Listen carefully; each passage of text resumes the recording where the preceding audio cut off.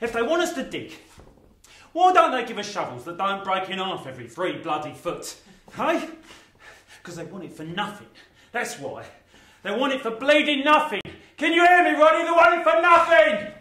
Brace it. Can't do any more for now, can I? A foot a day. It ain't much, is it? 1 foot deeper down into this festering hole every bloody day. You'd think the deeper we went down, the more chance there is every day of getting out of here. But it don't seem like it. Seems the deeper we go down, the longer we'll be stuck here. Like they want us to dig our own graves.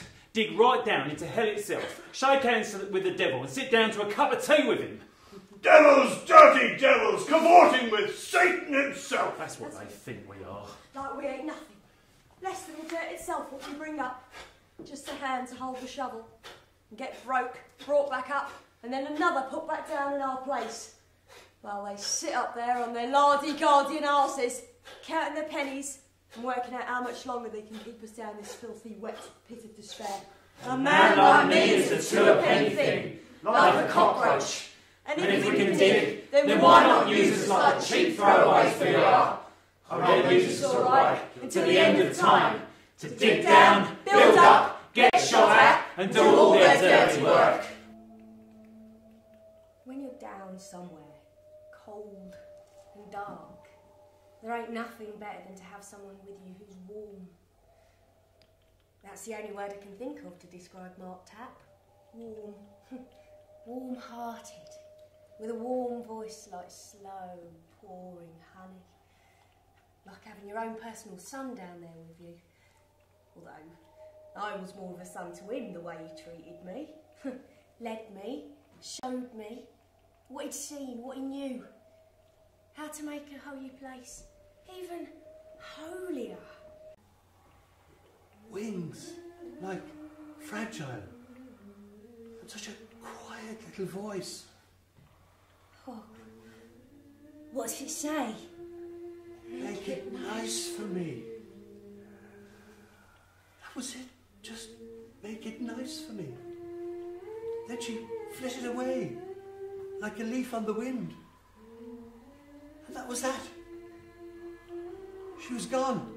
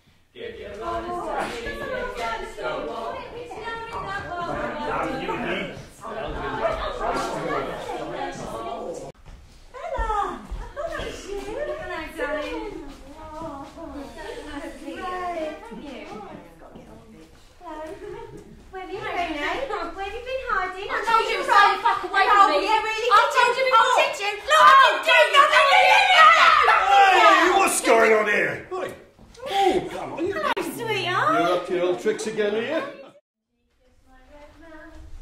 It was burning hot like flames, but when I offered my soul,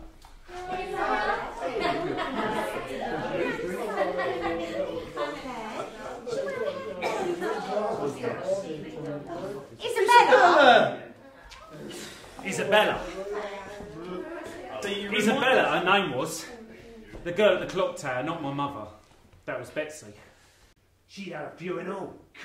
And the filth she can muster from that pretty mouth of hers. Excuse me, miss. Would you care to walk with me a yard or two? Was enough to curdle any sturdy milk. Fuck off, you slimy little toe rag. If I want to be seen with a shit-covered bastard like you, I'd climb up the sewer and ask her how your father was. Now sling it, quick, before I get me mate to slap you down. A right red-faced chump and all.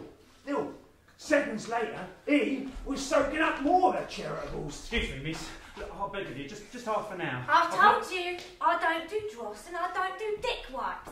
No on your bleeding way. I've got quality calling on me with fat purses and clean hands. And I don't need no slime bags to pay for me supper. Piss off. Touched me up, did you? Had a good feeling in the night. Look, the only thing I felt was worried about you. Just wanted to talk, that's all. Nothing else. Ah! You bitch! I know you're out there! What the bloody noise? Ah! Come on, James! Come down here! I bloody well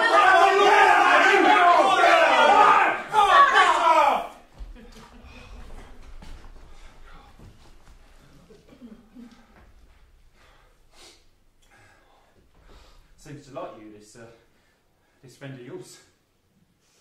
Yeah, a lot of people like me. Don't seem much. Only a foot of dirt coming up a day. Well, that's a good number of buckets. Not to mention 900 seepage water that's only fit for the steam engine. Oi! That's 40 buckets an hour, 1 a minute. So everyone's got to work fast. Keep that boy down below in empty buckets. Him from me knee-deep half the time. Only one at the bottom. Only room for one. It works so nasty down here, you could almost call it cosy. You know, there's community. In the end, when you're all down the same hole together, well, there ain't that many of us actually go down to the bottom. But there's respect for each other. Not for in the workhouse once. Lost enough self-respect, most of them.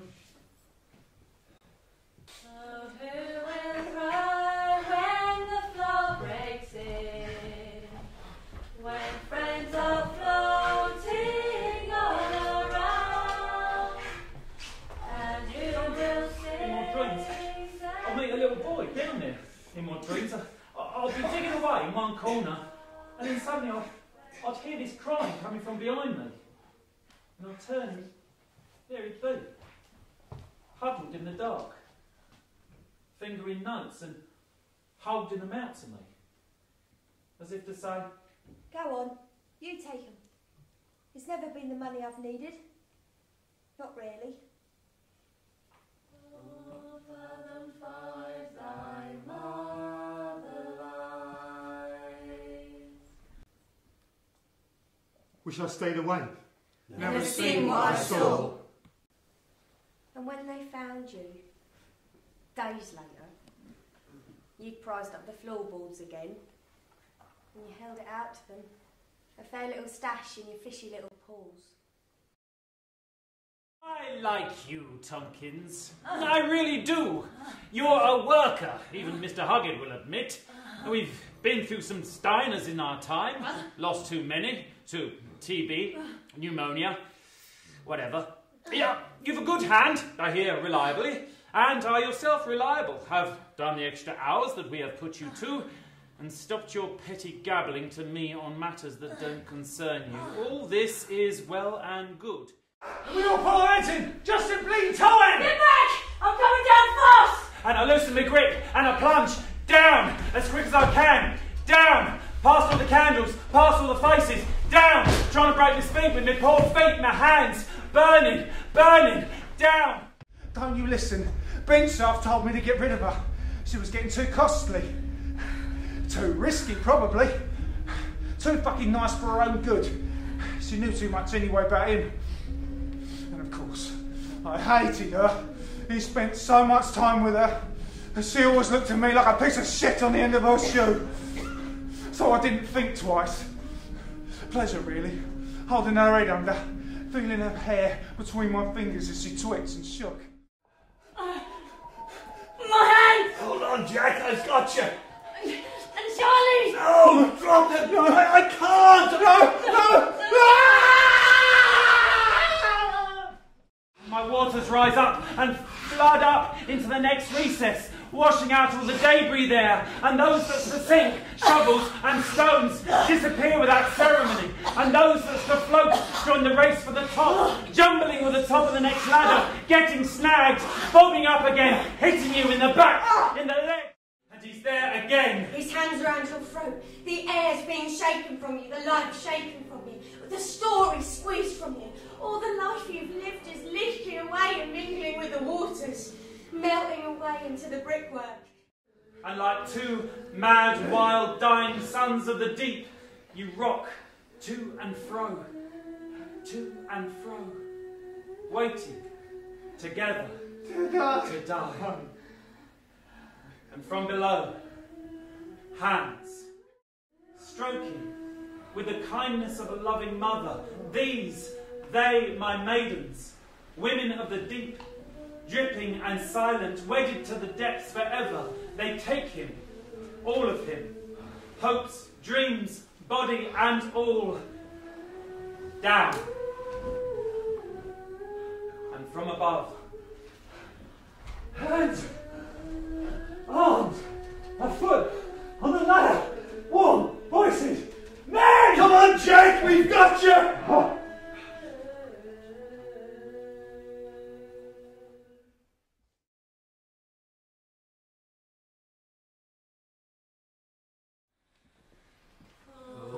Fathom 5 thy mother lies,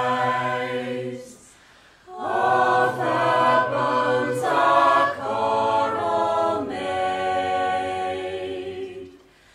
those are pearls that were her eyes, nothing of her that doth fade,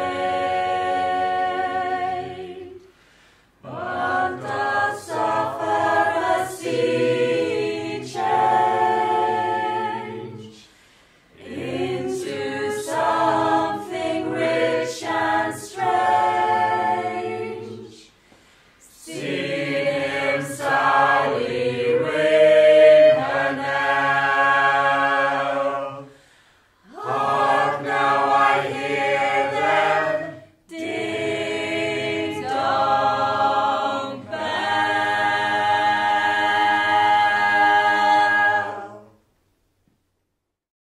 It stands so proud, the wheel so still, a ghost-like figure on the hill. It seems so strange, there is no sound. Now there are no men underground. What will become of this old well, where men once dug their path through hell? Tired and weary, their shift done, never having seen the sun.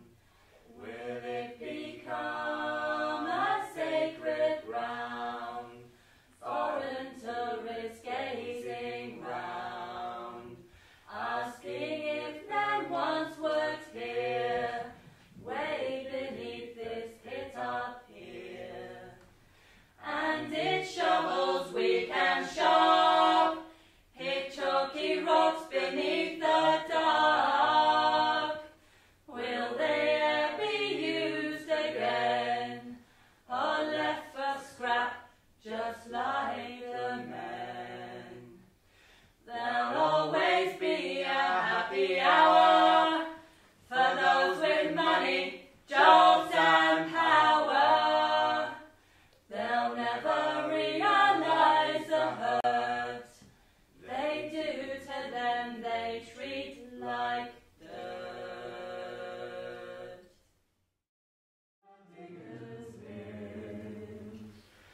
Oh dear God, when I go, for 4 long years I've loved a well, for 4 long years I've worked down there. Now who replaced this old digger, when I've paid God my fare?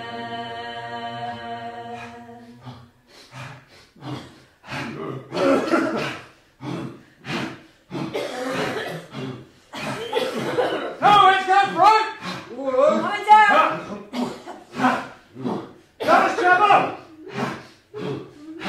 would work